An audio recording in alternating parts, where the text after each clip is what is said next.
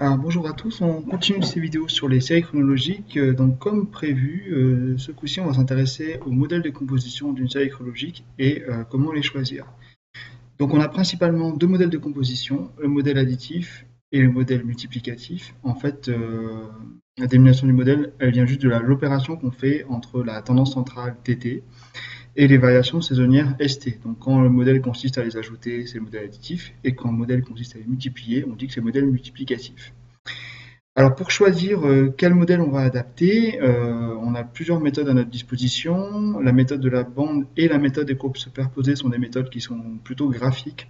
On va regarder si des segments ou des droites ont l'air parallèles. Et la méthode de Bus-Evalo, il y aura un peu plus de travail à faire pour obtenir un indicateur numérique. Mais du coup, c'est un petit peu mieux. On va voir un peu après pourquoi dans les détails.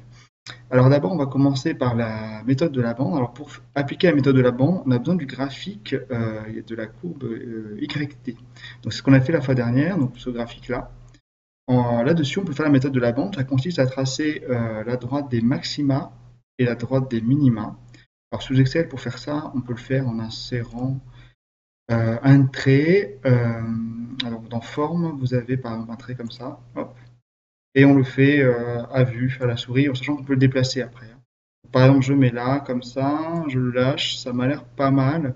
Alors, il faut que la droite des maxima, en fait, elle traverse pas la courbe, mais qu'elle soit le plus bas possible en étant au-dessus. Donc là, par exemple, si je veux le monter un tout petit peu, je peux l'attraper comme ça. Voilà, donc à cause de ce point-là, en fait, on voit qu'il y a beaucoup de points en dessous, mais bon, voilà ma droite des maxima. Si j'en refais un autre, je vais pouvoir faire la droite des minima. Ah, on va la mettre comme ça. Voilà, donc c'est une méthode assez visuelle, hein. Si vous l'avez sur feuille, tracez, prenez la règle, vous le tracez, vous avez faites la même chose en fait que sur Excel. Et en fait, la méthode de la bande consiste à dire que si les deux droites que j'ai tracées sont suffisamment parallèles à mon goût, je déduis que je prends un modèle additif. Et si les deux droites ont l'air d'avoir une pente assez marquée, donc par exemple si j'avais une pente comme ça, là on voit bien un bon angle, là on dirait que c'est un modèle multiplicatif. Alors, le gros avantage de la méthode, c'est que c'est facile à mettre en œuvre. Une fois qu'on a le graphique, c'est visuel, on peut le voir quasiment tout de suite, hein. L'inconvénient, c'est à partir de quand on estime que c'est plus assez parallèle pour passer de additif à multiplicatif. Et là, il n'y a pas de règle spéciale, c'est suivant presque les goûts ou l'envie du moment de chacun. Et donc, quand vous avez quelque chose qui a l'air bien parallèle, et là, on va dire que pour cet exemple-là, on va dire que moi, ça me paraît suffisamment parallèle, même si ça peut prêter discussion, ou quand vous avez quelque chose de bien avec un angle bien marqué, c'est une méthode qui est pas mal. Mais dans les cas entre les deux, ou quand vous demandez à deux trois personnes leur avis, ils vont pas dire la même chose, cette méthode-là, elle montre ses limites. Voilà pour la méthode de la bande. Ensuite, la deuxième méthode, la méthode des courbes superposées, c'est un petit peu le même genre, sauf qu'on va la faire avec le graphique des courbes superposées. Donc encore une fois, c'est quelque chose qu'on avait vu la fois dernière, comment on obtenait ce graphique-là.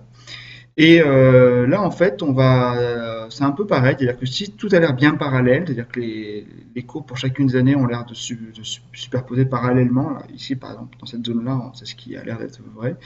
Dans ces cas-là, on va choisir un modèle additif. Ici, le seul défaut, on va dire, ça serait par exemple la dernière. Ici, on voit que c'est un peu plus grand. Enfin, là, il y a un angle ici qui est pas vraiment parallèle, mais c'est un seul surtout.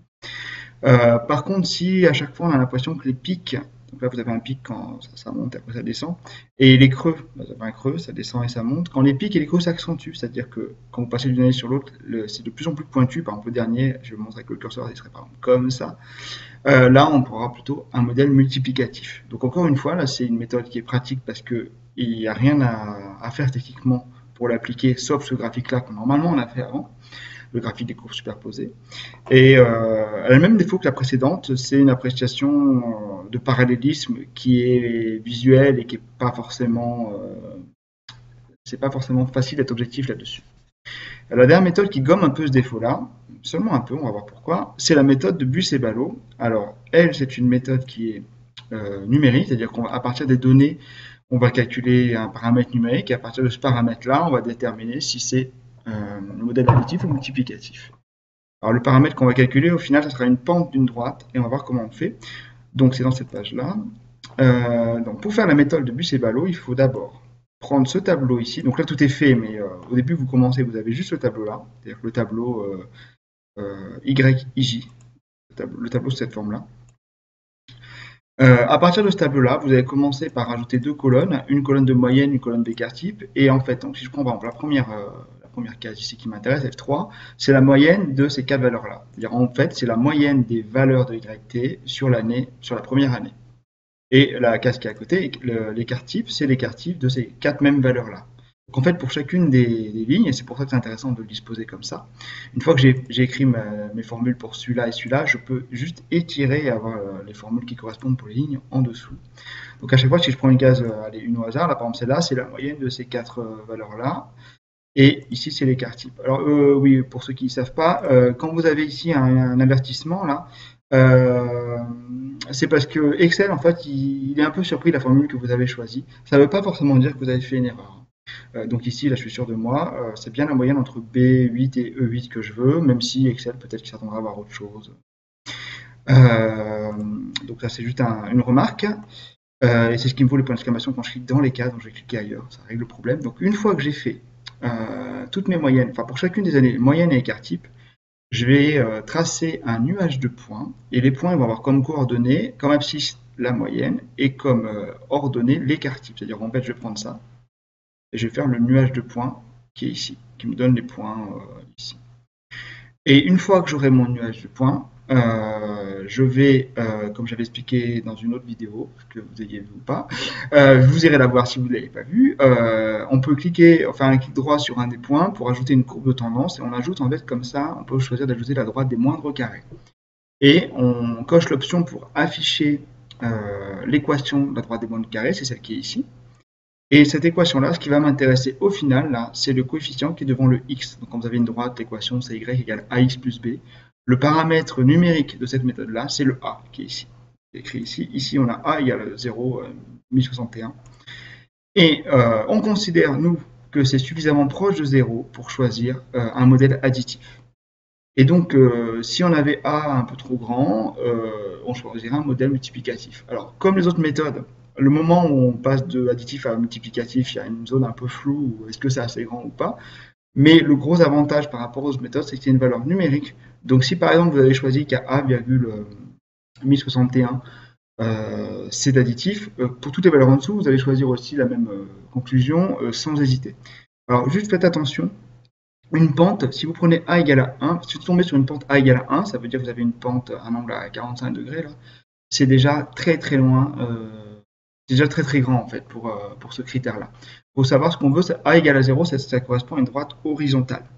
Donc là ici c'est pas la même échelle sur les deux. Faire attention aussi à ça. Donc si vous avez A égale à 1, c'est beaucoup trop grand. En général, A,10 déjà c'est relativement grand pour choisir un modèle additif. Donc si on avait A,0, 0 quelque chose, là on serait encore un peu plus confiant. Mais bon, là pour le coup, on choisit modèle additif avec ces méthodes-là. Alors moi, ici, avec mes commentaires sur les mêmes données et avec les trois méthodes, j'ai choisi à chaque fois le modèle additif. C'est pas toujours aussi évident pour tout le monde. C'est-à-dire qu'il y a des cas où, suivant la méthode qu'on choisit, comment on le fait, des fois on aura plutôt envie de dire additif que multiplicatif. Ça peut paraître bizarre. Dans ces cas-là, je vous conseille de vous fier au final à la méthode de Buis et Ballot, celle que je viens de vous montrer. Voilà donc comment on choisit parmi les modèles additifs et multiplicatifs. Et une fois qu'on aura choisi un modèle additif et multiplicatif, la première chose à faire, et ce qu'on fera dans la prochaine vidéo, ça sera de déterminer TT, la tendance centrale, les différentes méthodes. En tout cas, je vous montrerai au moins une première méthode dans une vidéo pour déterminer la tendance centrale.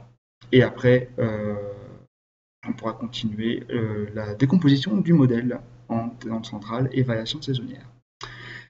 Voilà, à la prochaine vidéo et merci de m'avoir écouté.